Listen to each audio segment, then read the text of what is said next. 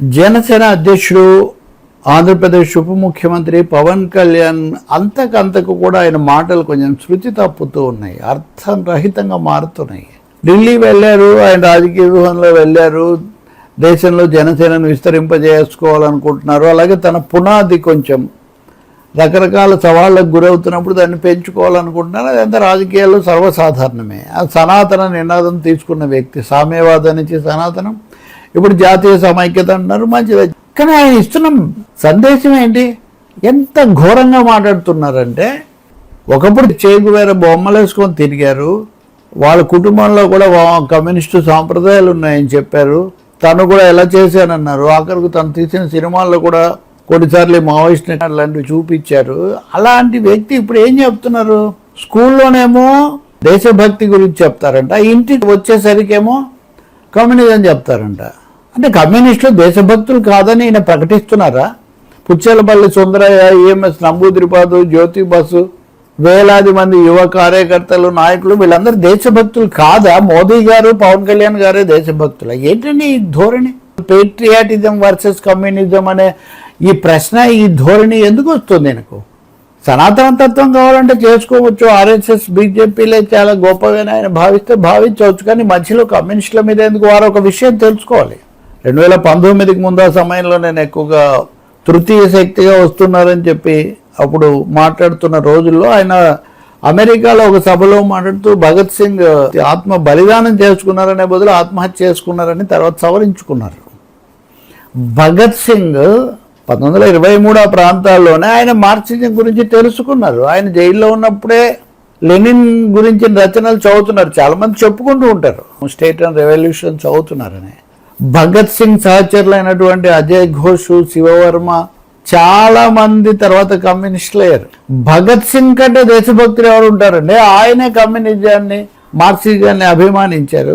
విప్లవకారులు, విప్లవానికి అంకితమైన వాళ్ళు కావాలని ఆయన చెప్పారు. ఇప్పుడు పేట్రియాటిజం వేరు, కమ్యూనిజం వేరని ఇది ఎక్కడ సిద్ధాంతం అండి? పేట్రియాటిజం లేకుండా దేశం కోసం ప్రాణాలు అర్పిస్తారా? పేట్రియాటిజం అంటే ఇప్పుడు చెప్తున్నటువంటి కొంతమంది అదే పనిగా కొంతమంది చెప్తున్న కుహనా విలువలే దేశభక్తి అని నేను భావిస్తున్నారు. ఆ దేశమును ప్రేమించుమన్నా, మంచి అన్నది పెంచుమన్నా, వట్టి మాటలు కట్టిపెట్టు, గట్టి మేలు తెలపెట్టవు అని చెప్పిన గొరజాడ దేశభక్తి గేయాన్ని బాగా ప్రజల్లోకి తీసుకెళ్లిన వాళ్ళు కమ్యూనిస్టులేనండి.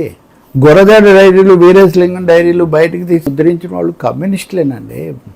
పవన్ కళ్యాణ్ గారు ఇప్పుడు ఆయన బీజేపీ ఎన్డీఏలో ఉండొచ్చు, మోదీ అమిత్ షాలతో పొగడొచ్చు, వాళ్ళతోనే ఉండాలనుకుంటే ఉండొచ్చు. ఆయన సనాతన ధర్మమే కావాలి అని దానికి ఎవరు కాదంటారు. కానీ దేశభక్తి వాళ్ళ సొంతమైనట్టు కమ్యూనిస్టులు దేశభక్తులు కానట్టు అక్కడ అది ఇక్కడిది ఏంటండి? చాలా పొరపాటు వాదన ఇది. మొత్తంగా ఒక సిద్ధాంతాన్ని, దాన్ని అనుసరించిన, త్యాగాలు చేసిన కోట్లాది మందిని దేశభక్తుల జాబితాలో నుంచి తొలగించే అధికారం పవన్ కళ్యాణ్కి కాదు, ఎవరికి కూడా.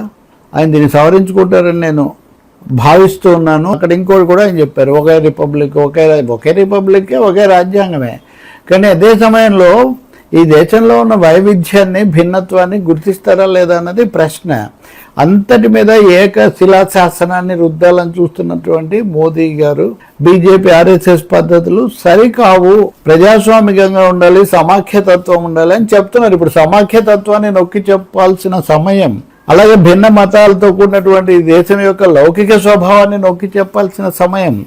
ఇటువంటి అప్పుడు ఆ భాగాన్ని ఏమో పక్కన పెట్టేసి అన్నీ ఎన్నా కానీ ఒకటే కాబట్టి అదే ఒకటి ఇంకా అదే ఒకే దేశం, ఒకే ఎన్నిక, ఒకే పన్ను, ఒకే పరీక్ష, ఒకే మతం, ఒకే పార్టీ, ఒకే మోదీ, ఆ సిద్ధాంతానికి ఇది కూడా తీసిపోబోతుంది అనమాట. ఇది అవాస్తవికమైంది, అచారిత్రకం, అశాస్త్రీయం కూడా.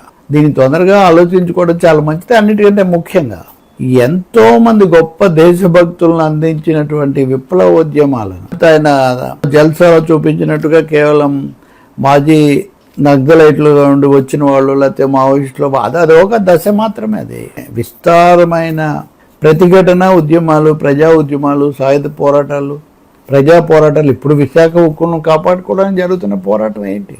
భాషా ప్రయుక్త రాష్ట్రాల కోసం జరిగినవి. వీటన్నిటిలో కమ్యూనిస్టులు ముందున్నారు. దాన్ని ఆయన ఇదివరకు అభినందించారు. సీట్లు లేకపోయినా, ఈ చాలా సదుపాయాలు లేకపోయినా ప్రజల కోసం నిలబడ్డారు, త్యాగాలు చేశారని ఒకప్పుడు ఆయనే అభినందించేవాళ్ళు. మరి ఇప్పుడు వారు వీరవుతారన్నట్టుగా ఎన్డీఏ పుణ్యాన రాజకీయ వ్యూహాల్లో భాగంగా కమ్యూనిస్టులు దేశభక్తులు కాదు, స్కూల్లో పేట్రియాటిజం, ఇంట్లో కమ్యూనిజం అదేదో తప్పు అన్నట్టుగా ఉంటే రెండు ఒకటే. నిజమైన దేశభక్తులుగా నిలబడేది వీళ్ళే. అది మీరే చెప్పారు. చెగువేరా కంటే ఎవరుంటారు? ఆయన తన దేశాన్ని విముక్తి చేసి ఇంకో దేశం నుంచి వెళ్ళి తన దేశాన్ని విముక్తి చేసి మళ్ళీ ఇంకో దేశానికి కూడా వెళ్ళాడు ఆయన. ఇంకా అంతకంటే దేశభక్తులు ఒక దేశం కాదు, అన్ని దేశాల్లో. హోచిమిన్ చైనాలో, ఇంకో చోట. ఇప్పుడు చాలామందిని మనం విదేశీయులను చెప్పట్లేదా ఇప్పుడు? దాని అర్థం దేశంలో ఉన్న పోరాటాలు, దేశ చరిత్ర దాన్ని అంతా వదిలేశారని దాని అర్థం.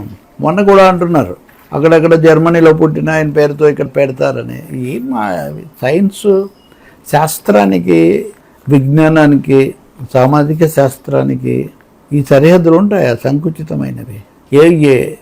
ఎవరి పేరుతో పెట్టినా ఏమి జర్మనీకో ఇంకొకరికో వీళ్ళేం కాబోట్లేదు కదా. కాబట్టి మామూలు అవగాహన రహితంగా ఉండే వాళ్ళలాగా కీలక స్థానాల్లో ఉన్న వాళ్ళు మాట్లాడితే ఇట్లా పొరపాటు అవుతుంది. కమ్యూనిస్టులు దేశభక్తులని ఇప్పుడు ఆయన కితాబు ఏమీ అక్కర్లేదు, కానీ ఆయన అనడమే ఇక్కడ చాలా కష్టం కలిగిస్తుంది. ఇది పరిశీలించే వాళ్ళు ఎవరికైనా కానీ.